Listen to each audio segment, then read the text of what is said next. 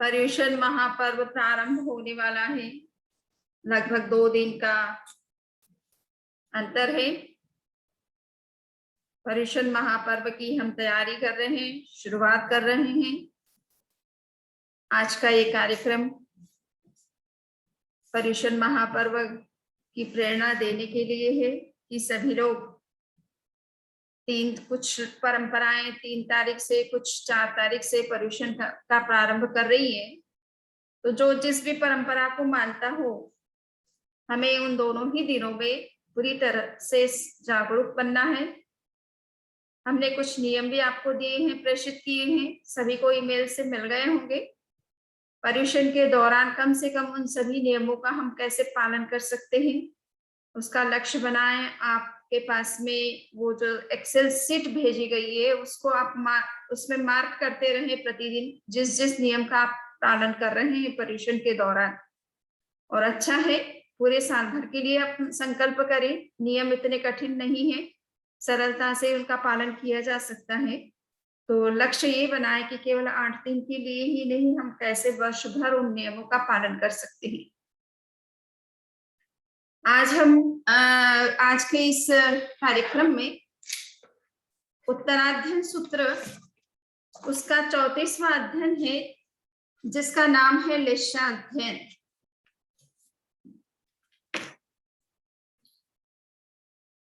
उत्तराध्ययन सूत्र भगवान महावीर ने निर्वाण से पूर्व जिन आगमों का विवेचन किया था, जिन आगमों का प्रतिपादन किया था, उसमें उत्तराध्ययन सूत्र का नाम आता है।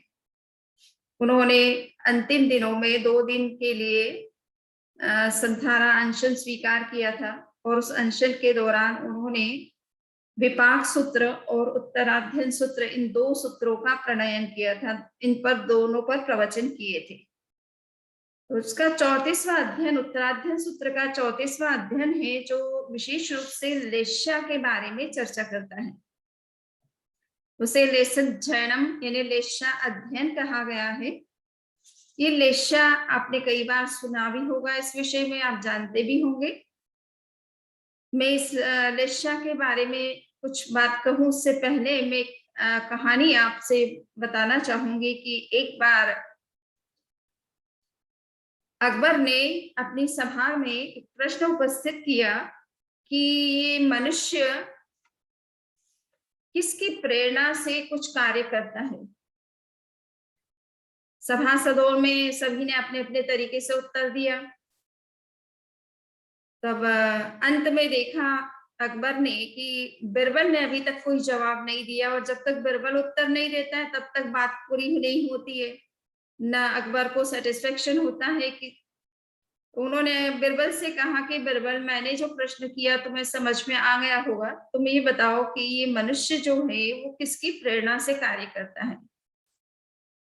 बिरबल ने कहा कि जहां अपना मेरा उत्तर थोड़ा सबसे हट करके होता है और थोड़ा अजीब भी होता है, परंतु आप चाहते हैं तो मैं उत्तर देना भी चाहूंगा कि ये पुरुष जितने भी होते हैं, स्त्री और पुरुष 2-3 तरह के जेंडर होते हैं, स्त्री पुरुष और नपुंसक। तो नपुंसक की बात हम छोड़ दें, पर स्त्री और पुरुष का आपस में जो संयोग बना रहता है, फैमिली में कम से कम स्त्री पुरुष दोनों साथ में रहते हैं, वो काम करते हैं, तो उसमें से कौन किस पर ज्यादा प्रभाव डालता है, इसकी बात चल रही है।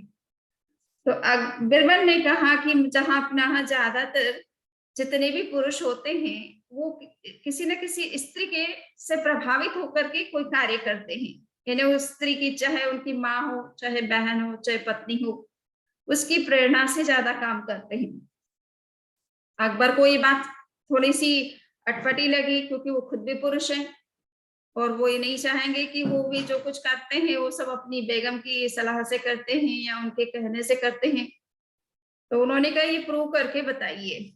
बिरबल ने कहा कि ठीक है, आप ऐसा करिए कि शहर से बाहर 2 तंबू लगवा दीजिए और शहर में एक घोषणा करवा दीजिए कि जितने भी पुरुष हैं जो स्त्री के कहने से कार्य करते हैं या जिनके जीवन में स्त्री का रोल बहुत है, वो एक तंबू में चले जाएं, और जो ये सोचते हैं कि हम स्वतंत्र रूप से अब निर्णय लेते हैं, स्वतंत्र तरीके से काम करते हैं, हम कब स्त्री की बातों के आधार पर नहीं करते हैं, वो किसी दूसरे तंबू में चले जाएं। एक समय दिया गया था कि ये पर्टिकुलर टाइम है, इस टाइम तक सभी लोगों को तंबू में चले जाना है, और चूंकि राजाज्ञा होती है तो कोई उसे टाल नहीं सकता है, सभी को जाना जरूरी होता है। तो पुरुष पुरुष गए, तो देखा कि एक तंबू में तो इतने ज्यादा पुरुष हो चुके कि वो जगह ही नहीं है, उस स्पेस ही नहीं रहा किसी को उसके अंदर एंटर करने का, कोई अगर दूसरा नेक्स्ट कोई आ जाए तो। और एक दूसरा तंबू था तो उसमें देखा कि एक पुरुष उसमें था। तो जब अकबर और बिरबल दोनों सर्वे करने गए, देखने के लिए गए, तब बिरबल ने कहा कि देखो जहां अपना मेरी बात सच है ना, ज्यादातर पुरुष स्त्री के कहने से, स्त्री की प्रेरणा से, स्त्री से प्रभावित होकर के अपने जीवन में जो कुछ डिसीजन लेना है, कार्य करना है, वो करते हैं। और यही बात सच है। देखिए, अकबर ने कहा कि ठीक है, तुम्हारी बात 99% सही हो सकती है, किंतु 1% ऐसे भी पुरुष हैं जो अपने तरीके से डिसीजन लेते हैं, स्त्री से प्रभावित होकर के नहीं लेते हैं। तो दूसरे तंबू में भी देख लेते हैं, कुछ वहां भी होंगे। तो वहां पर देखा कि एक ही पुरुष है और कोई नहीं है। उससे जब पूछा गया तो बिरबल ने कहा कि जहां अपना 100% मैं कहता हूं कि ये पुरुष भी स्त्री के कहने से यहाँ आया होगा, बट इस आपको अगर जानकारी करना है तो आप कर सकते हैं। अकबर ने उस पुरुष से पूछा कि भाई बात क्या है, तुम इस तंबू में कैसे आ गए, सभी लोग तो उस तंबू में गए।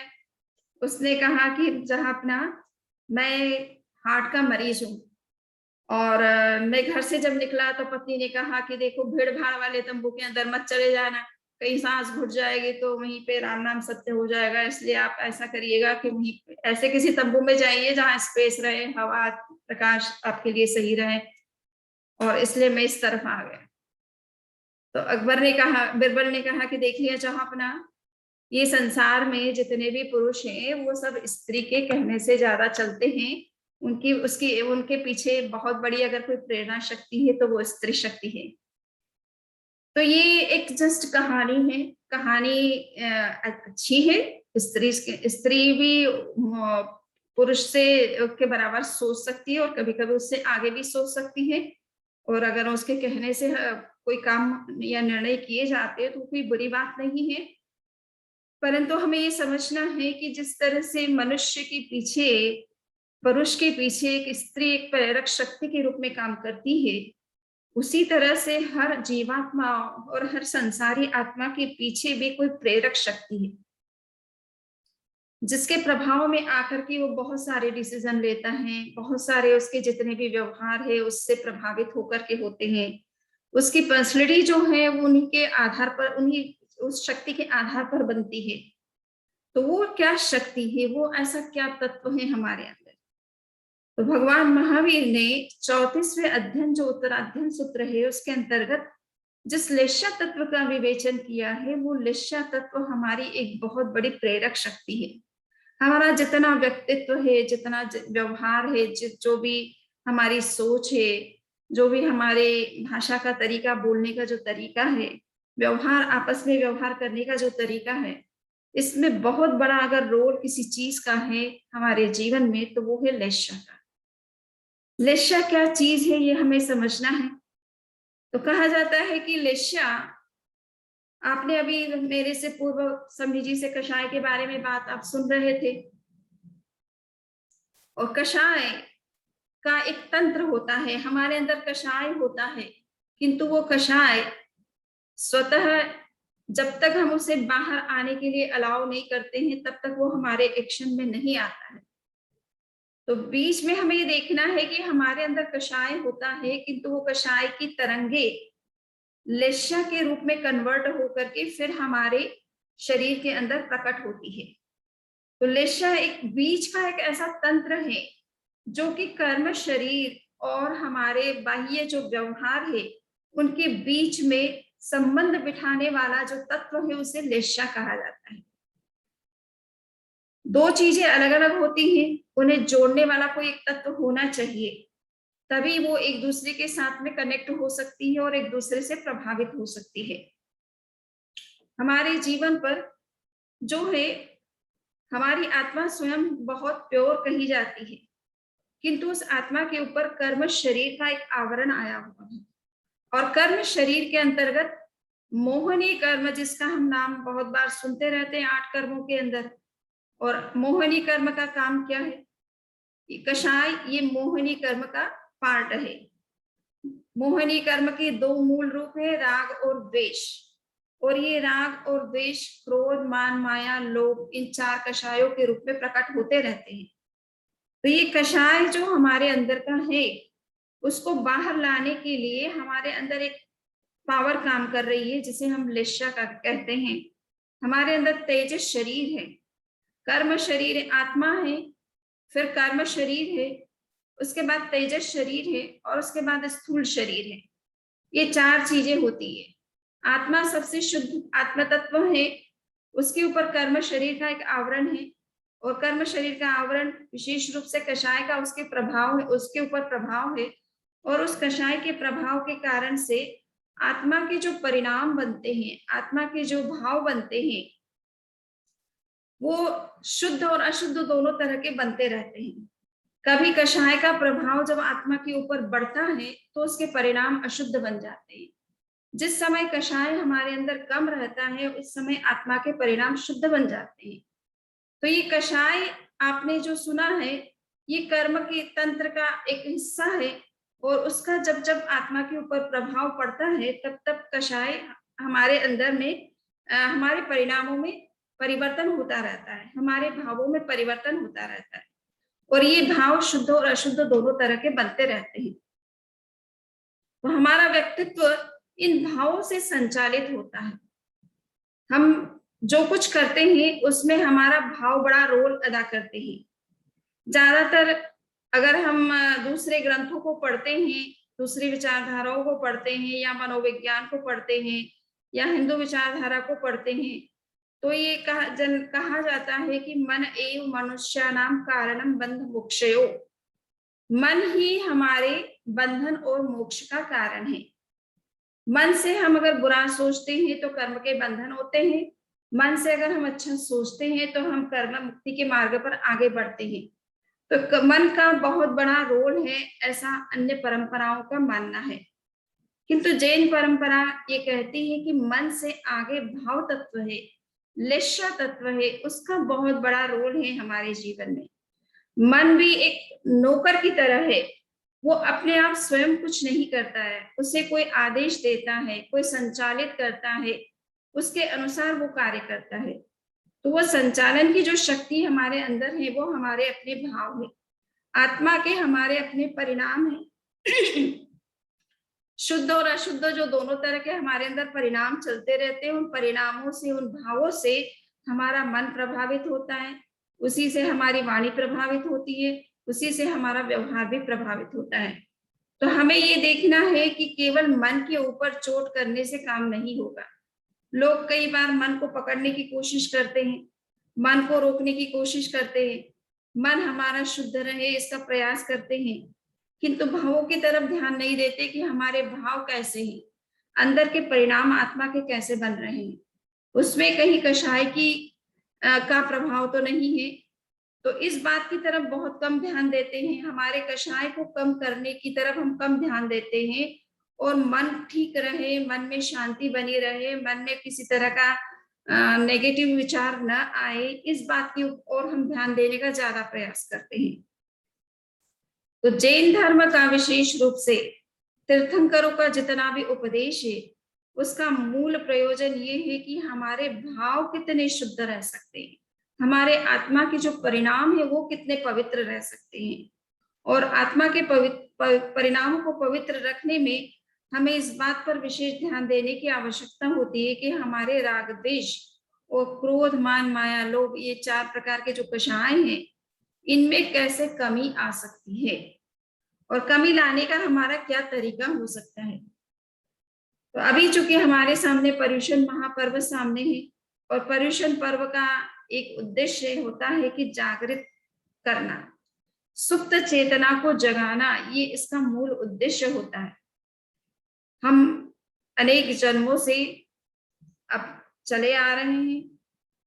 बहुत जन्मों में हमने बहुत बार इन चीजों की तरफ ध्यान नहीं दिया, जो कुछ नॉर्मल तरीके से चलता रहा वो चलता रहा।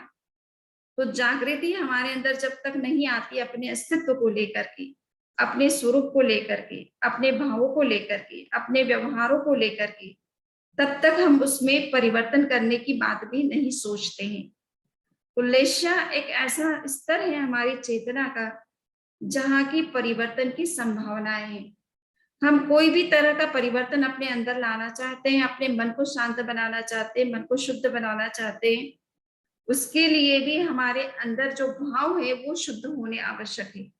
और भावों की शुद्धि के लिए ये आवश्यक है कि हमारी चेतना का जो वो स्तर, जहाँ की हमारे जो अच्छे विचार, जिन अच्छे विचारों को हम अपने अंदर लाना चाहते हैं, जिन अच्छी आदतों को हम अपने अंदर विकसित करना चाहते हैं, उन आदतों से संबंधित, उन विचारों से संबंधित जो हमारे अच्छे संकल्प हैं, वो लेशा के स्तर तक जाने चाहिए।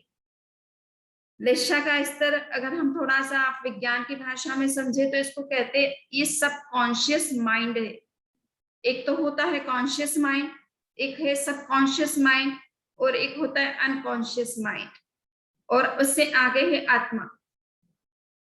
ये जो हम मस्तिष्क है, जिससे अभी आप हमारे सामने बैठे हैं, प्रवचन सुन रहे हैं, मैं जो कुछ कह रही हूँ वो आप समझने का प्रयास कर रहे हैं, तो ये जो कुछ आप कर रहे हैं ये आपका कॉन्शियस माइंड इस समय काम कर रहा है, जागृत मन काम कर रहा है। जब आप सोए नहीं हैं, नींद में नहीं है, जागृत अवस्था में है, तो उस अवस्था में जो मस्तिष्क हमारा काम करता है, जो चेतना हमारी काम करती है, जो मन हमारा काम करता है, उसे कॉन्शियस माइंड कहा जाता है।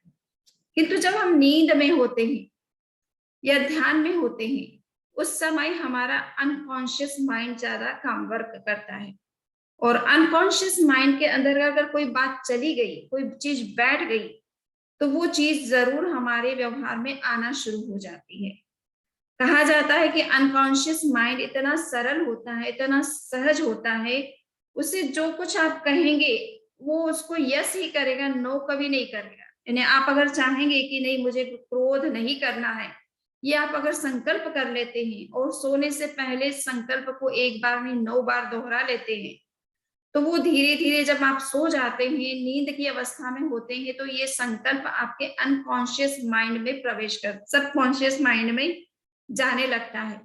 और जब ये पूरी तरह से उसमें चला जाता है, तो जो आपके अंदर क्रोध की वृत्ति है, जो क्रोध की जो आदत है पुरानी, वो आदत अपने आप बदलनी शुरू हो जाती है और आपके स्वभाव में क्रोध की जगह क्षमा का भाव विकसित होने लग जाता है, क्रोध की जगह सहिष्णुता का भाव विकसित होने लग जाता है, और प्रतिक्रिया मुक्त जीवन जीने का आपके अंदर में एक कहना चाहिए वो आदत डेवलप होने लग जाती है। तो ये सबकॉन्शियस माइंड तक पहुंचाने के लिए, श्लेष्मा के स्तर तक बात को पहुंचाने के लिए ये आवश्यक होता है कि हम संकल्प को एक बार नहीं कई बार दोहराएं। बहुत बार लोग संकल्प करते हैं, किंतु संकल्प जब टूट जाता है तो वो ये सोचने लग जाते हैं कि हमें संकल्प नहीं करना चाहिए, क्योंकि उल्टा हम अगर कोई त्याग कर लेते हैं, कोई संकल्प कर लेते हैं और उसका अगर हमसे पालन नहीं होता तो उल्टा हमें दोष लगता है। तो ऐसा सोचने की बजाय हमें ये सोचना आवश्यक है कि संकल्प एक बार करने से वो हमारे अंदर चला नहीं जाता है, उससे हमारे अंदर परिवर्तन नहीं हो जाता है। बहुत बार संकल्प करना पड़ता है, और जब बहुत बार संकल्प करते जाते हैं तो एक दिन ऐसा भी होता है कि वो संकल्प हमारे अंदर इस तरह से बैठ जाता है, इम्प्लीमेंट हो जाता है कि वो अपने आप फिर हमारे व्यवहार में आने लगता है, वो परिवर्तन दिखने लग जाता है। एक बार का संकल्प से काम नहीं होता है, तो बार बार चोट करने की आवश्यकता होती है, बार बार उसको संकल्प को दोहराने की आवश्यकता होती है, तब जाकर के वो सबकॉन्शियस माइंड पर में पहुंचता है, जिसे हम लेशा का स्तर कहते हैं। और वहां जाकर के फिर हमारा स्वभाव का जो परिवर्तन होना चाहिए, आदतें जो बदलनी चाहिए, विचारों में जिस तरह की पॉजिटिविटी आनी चाहिए, वो सब कुछ आना शुरू हो जाती है। तो ये लेशा का स्तर का बहुत बड़ा एक रोल है। आचार्य श्री महाप्रज्ञ जी ने प्रेक्षा ध्यान के अंदर लेशा ध्यान का कंसेप्ट दिया है, और उनका ये कहना है कि लेशा जब कभी हमारे अंदर प्रकट होती है तो उसके कारण से हमारे अंदर कुछ कलर अपने आप रिफ्लेक्ट होने शुरू हो जाते हैं। अगर आपने ऑरा देखा है अपना स्वयं का या किसी का ऑरा देखा, या विशेष रूप से जब महापुरुषों का आप ऑरा देखते हैं, तो उनका ऑरा सिर के पीछे जिसे आभा मंडल कहते हैं, वो आभा मंडल जब कभी आप देखते हैं तो वो व्हाइट कलर का आपको दिखाई देता है। व्हाइट कलर क्यों होता है? क्योंकि महापुरुषों के अंदर बहुत पॉजिटिविटी होती है, बहुत अध्यात्म होता है और बहुत प्योरिटी, इनर प्योरिटी होती है। उसके कारण से उनके अंदर किसी प्रकार की नेगेटिविटी नहीं होने से उनके ऑरा में भी व्हाइट कलर होता है। वो व्हाइट कलर आता है हमारे अंदर से, और वो अंदर से कब आता है कि हमारे जब भाव शुद्ध बनते हैं, पवित्र बनते हैं, विचार हमारे शुद्ध है और पवित्र बनते हैं, उस कंडीशन में हमारे ऑरा के अंदर सफेद कलर आना शुरू हो जाता है। तो कलर प्रॉपर्टी ये हमारे अंदर जो दिखाई देती है, ये हमारे शरीर के चारों ओर जो आभा मंडल जिसे ऑरा कहा जाता है, उसमें जो कलर दिखाई देता है, वो कलर का कारण भी हमारी लेशा होती है। हमारी लेशाएं अगर शुद्ध है तो कलर अच्छा होगा, अशुद्ध है तो कलर बुरे होंगे। तो भगवान महावीर ने बताया है कि हमारे अंदर जब जब परिणाम शुद्ध या अशुद्ध बनते हैं, उसके कारण से 6 प्रकार के कलर प्रकट होते हैं। किन्ना नीला य काऊय तेऊ पम्मा तहेवय सुक्कलेसाय छट्टाऊ नामाइम तु झक्कम। ये 6 तरह की लेशाएं हैं। कृष्ण लेशा, नील लेशा, कापोत लेशा, तेजस लेशा, पद्म लेशा और शुक्ल लेशा। ये 6 तरह की लेशाएं, 6 तरह की भावधाराएं हैं, विचारधाराएं, भाव हैं हमारे अंदर जो हमारे व्यक्तित्व को बनाते हैं। हमें ये देखना है कि आपने कई बार एक फोटो देखा होगा जिसमें कि 6 व्यक्ति होते हैं जो एक पेड़ के नजदीक जाते हैं। 6 को भूख लगी हुई है और पेड़ पर फल लगे हुए हैं। जैसे ही वो फलों को देखते हैं तो मन अपने आप उन फलों की तरफ आकर्षित होने लग जाता है, और चूंकि भूख भी लगी हुई है तो व्यक्ति फिर आगे जाने की सोचता नहीं है। उन 6 ने मिलकर के ये सोचा कि चूंकि हम सभी को भूख लगी हुई है, पेड़ हमारे सामने है, फल भी है उसके ऊपर लगे हुए, तो हम क्यों नहीं यहीं पर रुक करके अपनी पहले भूख को शांत कर ले, फिर आगे की यात्रा तय करें। 6 व्यक्ति आपके सामने हैं, किंतु आप देखेंगे 6 के विचारों में, 6 के व्यवहारों में बहुत अंतर है। एक व्यक्ति सभी को सजेस्ट करता है कि देखिए ये वृक्ष हमारे सामने है, फल हैं, तो क्यों नहीं इस वृक्ष को हम जड़ से काट लेते हैं, नीचे से काट देते हैं, ताकि ये वृक्ष के जितने भी फल हैं वो सारे नीचे आ जाएंगे और हम जितना खाना चाहे खा सकते हैं, घर ले जाना चाहे ले जा सकते हैं। अब एक व्यक्ति है, उसकी अपनी सोच है कि पेड़ को पूरी तरह से काट देना चाहिए या नहीं काटना चाहिए, ये सोचना जरूरी होता है। तो उसकी अपनी सोच है कि पेड़ को पूरा काटने से सारे ही फल हमें प्राप्त हो सकते हैं। दूसरा व्यक्ति है, वो कहता है कि इतने बड़े पेड़ को और तने को काटने की क्या आवश्यकता है, हमें तो केवल फल की जरूरत है और बड़ी बड़ी ब्रांचेस हैं, अगर हमें ज्यादा फल चाहिए भी तो हम बड़ी ब्रांचेस को काट सकते हैं, उसमें बहुत सारे फल है, उसी से हमारा काम चल सकता है। तो कृष्ण निश्चय वाला पहला व्यक्ति कृष्ण निश्चय वाला कहलाता है। उसके विचार बहुत अधिक, कहना चाहिए कि मलिन विचार हैं, जो ये कभी ये नहीं सोचता है कि मेरी वर्तमान की जो आवश्यकता है वो तो बहुत लिमिटेड होती है, किंतु उस लिमिटेड आवश्यकता को पूरा करने के लिए पूरे वृक्ष को काट देना, ये कहाँ तक की समझदारी होती है। हम अपना नुकसान, पेड़ का नुकसान को काट करके न केवल उस पेड़ को हम समाप्त कर रहे हैं, किंतु भविष्य में जो भी उस पेड़ से फल प्राप्त होने वाले उससे भी हम वंचित होते हैं। और एक पेड़ से एक व्यक्ति हमारी मेरी आवश्यकता पूर्ण हो जाए ये तो ठीक है, किंतु बहुत सारे लोग हैं जो इससे बेनिफिटेड हो सकते हैं, बहुत सारे लोग इससे फल प्राप्त कर सकते हैं, वो सभी भी वंचित होते रहेंगे भविष्य के लिए। तो ये सोच होती है कि कुछ व्यक्ति सेल्फिश नेचर के होते हैं, वो अपने बेनिफिट के लिए दूसरों के लाभ की बात तो सोचते ही नहीं है, और वर्तमान का लाभ देख के पीछे भविष्य का जो उनको बेनिफिट होना है उसकी तरफ भी उनकी नजर नहीं होती है। तो जो सबसे निम्न स्तर का व्यक्ति होता है वो सेल्फिश होता है, वो वर्तमान की नीड पर ही उसका ध्यान होता है और उसकी पूर्ति के लिए चाहे सामने वाले के कितना भी नुकसान हो रहा है, पेड़ का नुकसान हो रहा है, अनेक लोगों उससे वंचित रहेंगे, इस बात का जो विचार होना चाहिए वो उसमें नहीं है। तो ये कृष्ण लेशा वाला व्यक्ति के अंदर इस तरह की सेल्फिश टेंडेंसी होती है कि वो केवल अपने वर्तमान के लाभ को ज्यादा महत्व देता है, अपने भविष्य के बारे में भी नहीं सोचता है और दूसरों के बारे में भी नहीं सोचता है।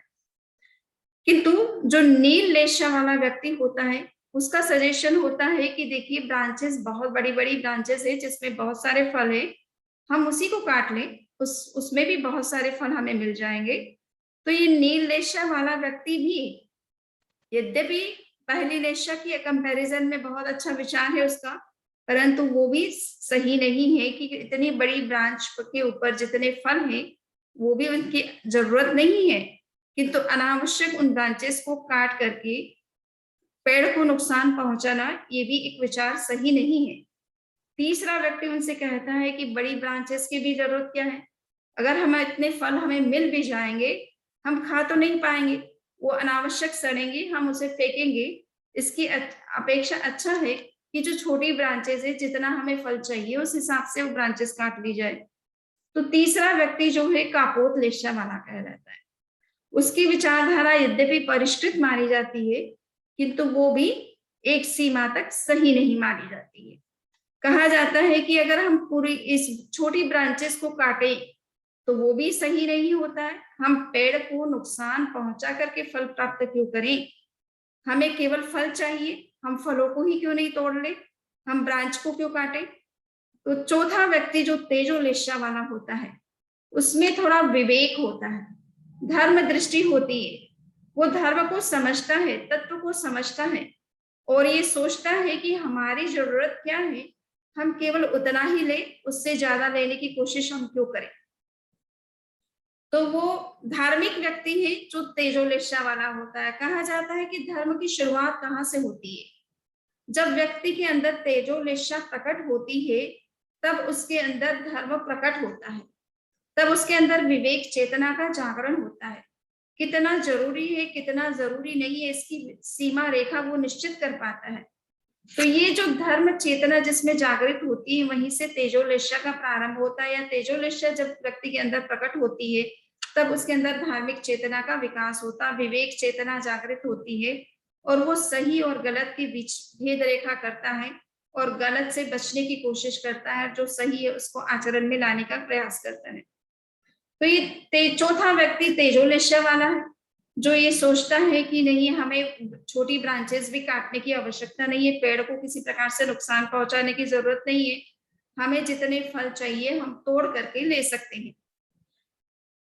पांचवा व्यक्ति जो है पद्मलेशा वाला है, उसकी सोच और भी थोड़ी ज्यादा उच्च है और वो ये सोचता है कि देखिए हम जो फल चाहते हैं उसमें से हो सकता है हम जिस ब्रांच से फल लेना चाहें उसमें भी सारे फल हमारे लिए काम के ना हो, कुछ कच्चे होंगे, कुछ छोटे होंगे, कुछ अभी विकसित नहीं होंगे। तो उन सभी को हमें लेने की आवश्यकता नहीं है, जितनी हमारी जरूरत है जो उपयोगी है केवल उतने ही फलों को ले लिया जाए। तो एक पद्मलेशा वाला जिसे कहा जाता है कि जिसमें पीतलेशा प्रकट हो जाती है, जिसके अंदर पीला रंग, जिसके भावों में परिणामों में पीला रंग प्रकट होने लगता है, जिसके ऑरा में पीला रंग आने लग जाता है, वो एक तरह से पद्मलेशा का प्रतिनिधित्व करता है, यानी उसके अंदर पद्मलेशा के परिणाम चल रहे हैं। वो व्यक्ति कोशिश करता है कि जितनी हमारी जरूरत है उसमें भी जो जितना मिनिमम हमें जरूरत है हम उतना ही यूज करें, उसमें भी हम कितना अवॉइड कर सकते हैं उसको हम सोचने का प्रयास करें। और लास्ट है शुक्ल लेशा वाला, वो एक व्यक्ति है जो कि बहुत ही उच्च सोच रखता है और उसने सजेशन सबको दिया कि देखिए हम ये जो फल चाहते हैं उसमें बहुत सारे ऐसे फल हैं जो कि पके हुए हैं और जमीन पर गिरे हुए हैं, हमें वृक्ष को छूने की आवश्यकता नहीं है, टहनी को काटने की आवश्यकता नहीं है, कच्चे फलों को तोड़ने की आवश्यकता भी नहीं है, हम जमीन पर रखे हुए गिरे हुए पके फलों को भी लेकर के अपना काम चला सकते हैं।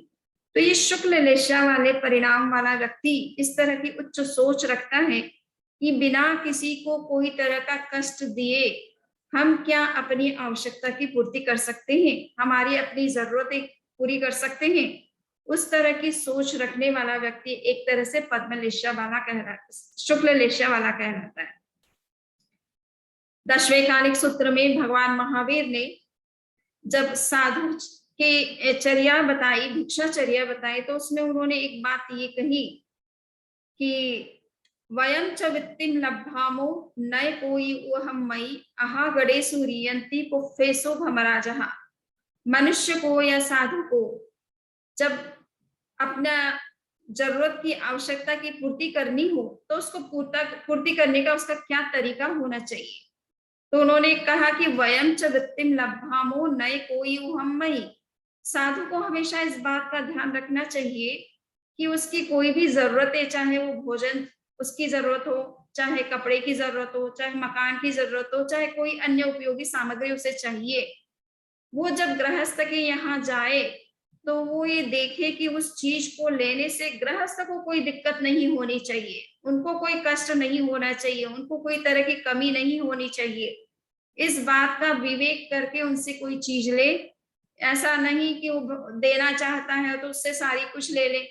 भोजन के लिए हम गोचरी के लिए सपोज घरों में जाते हैं और अगर सभी अपने घर पे बना हुआ आप सारा ही भोजन या कोई भी चीज हमें देना चाहें तो वो लेना उचित नहीं होता है, क्योंकि परिवार में अन्य भी सभी लोग हैं जो भोजन करने वाले हैं। तो साधु को ये ध्यान रखने की आवश्यकता होती है कि वो जो भी चीज उसको जरूरत की लेनी पड़े किसी गृहस्थ से, परंतु लेते समय गृहस्थ को किसी प्रकार की कोई कठिनाई नहीं होनी चाहिए, किसी तरह की तकलीफ नहीं होनी चाहिए और उन्हें कोई अनावश्यक ऐसा कुछ न करना पड़े जो सही ना हो। तो ये हम ये देख रहे हैं कि हमारे परिणाम किस तरह के होते हैं, उसके आधार पर हमारी सोच और हमारे व्यवहार में कितना परिवर्तन हो जाता है। तो लेशा एक प्रकार से हमारी चेतना का वो परिणाम है जो हमारे व्यक्तित्व को बनाता है, हमारे व्यवहार को बनाता है, हमारी सोच को बनाता है और हमारी भाषा को भी परिष्कृत बनाता है। अगर हमारी लेशाएं शुद्ध हैं तो हमारे सारी विचार भी शुद्ध होंगे, हमारे व्यवहार भी शुद्ध होंगे, हमारी भाषा भी बहुत उच्च और बहुत शालीन होगी। और अगर हमारे परिणाम अशुद्ध हैं तो उसका भी हमारे ऊपर दुष्प्रभाव पड़ता है। अपने आप हमारे विचार मलिन होने लग जाते हैं, हमारी भाषा में भी उस तरह की कटुता आने लग जाती है और हमारे व्यवहार में जो है वो दूसरों के लिए हार्मफुल बनने लगते हैं। तो ये लेशाएं किस तरह से हमारे व्यक्तित्व को प्रभावित करती है, हमारे चिंतन को प्रभावित करती है, हमारे व्यवहार को प्रभावित करती है, ये हमें समझना है इस अध्ययन के द्वारा, और हम किस तरह से अपने परिणामों में परिवर्तन ला सकते हैं। बहुत बार ऐसा होता है, कुछ लोग ये सोचते हैं कि हम क्रोध नहीं करना चाहते किंतु फिर भी आता है, तो हमें क्या करना चाहिए इस कंडीशन में। तो आचार्य श्री महाप्रज्ञ जी ने जो लेशा ध्यान का प्रयोग बताया उसमें उन्होंने बात कही है कि हमारे अंदर कषाय चूंकि विद्यमान है और वो कषाय समय समय पर उदय में एक्शन में आते रहते हैं और उसके कारण से हमारे परिणाम शुद्ध और अशुद्ध बनते भी रहते हैं, नहीं चाहते हुए भी बन जाते हैं, परंतु हम इनको ठीक भी कर सकते हैं। ये हमारे हाथ की बात है कि हम उन परिणामों को किस तरह से सही बनाएं, शुद्ध बनाएं, ये हमारे अपने हाथ में है। अशुद्ध अगर परिणाम हमारे अंदर बनते भी हैं किंतु अगर हमारी संकल्प शक्ति प्रबल है तो वो संकल्प शक्ति उन अशुभ परिणामों को व्यवहार में नहीं आने देती है। बहुत बार हम संकल्प करते हैं कि मैं क्रोध नहीं करूंगी और प्रसंग आ भी जाता है सपोज, किंतु अगर हमारा संकल्प प्रबल है तो निश्चित रूप से हम उस परिस्थिति में अपने क्रोध पर नियंत्रण करने में सफल बन जाते हैं। कर्मशास्त्र की भाषा में इसे उपशम भाव कहते हैं। जरूरी नहीं है कि आपने संकल्प किया उसके साथ ही आपके अंदर क्रोध समाप्त हो गया। क्रोध भले समाप्त नहीं हुआ है किंतु आप उस पर नियंत्रण करने में अगर सफल हो जाते हैं तो ये मान करके चलिए कि आपने क्रोध पर एक सीमा तक विजय प्राप्त कर ली है। तो ये संकल्प शक्ति भी हमारे क्रोध के परिणामों को नियंत्रित करने में सहायक बनती है। पर्युषण महापर्व इसीलिए एक प्रकार से संकल्प का ये पर्व है। इसमें हम अनेक प्रकार के संकल्प करते हैं, तो विशेष रूप से हम ये भी संकल्प करें कि इन 8 दिनों के दौरान अगर मुझे क्रोध आ भी जाए तो मैं उसे अभिव्यक्त नहीं करूंगा, ना अपनी भाषा से, ना मन में कोई ऐसा विचार, नेगेटिव विचार आने दूंगा, न भाषा में कोई ऐसी अभिव्यक्ति होने दूंगा, न व्यवहार में कोई इस तरह का व्यवहार करूंगा जिससे किसी को हर्ट हो, बुरा लगे, अच्छा ना हो। ऐसा अगर हम संकल्प करते हैं तो ये भी संकल्प हमारे अंदर के परिणामों को बदलने में सहायक बनता है। दूसरा बहुत बड़ी चीज है, बड़ा बड़ा तत्व है, वो है रंगों का ध्यान।